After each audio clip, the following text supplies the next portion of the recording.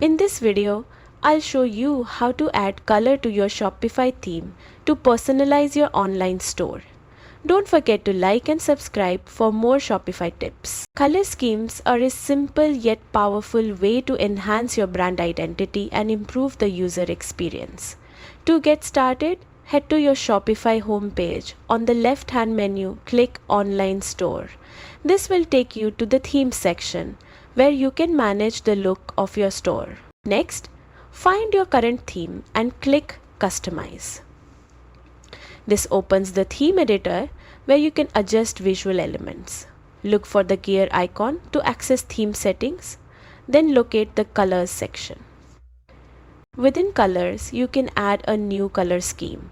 Click Add Scheme to start customizing your theme's colors.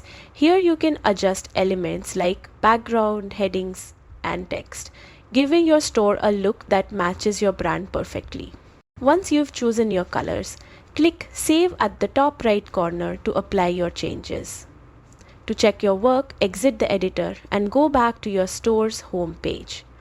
Open any section like the header and verify your new color scheme is applied correctly. And that's it. Your Shopify theme now reflects your unique color palette, creating a memorable and professional store experience for your customers.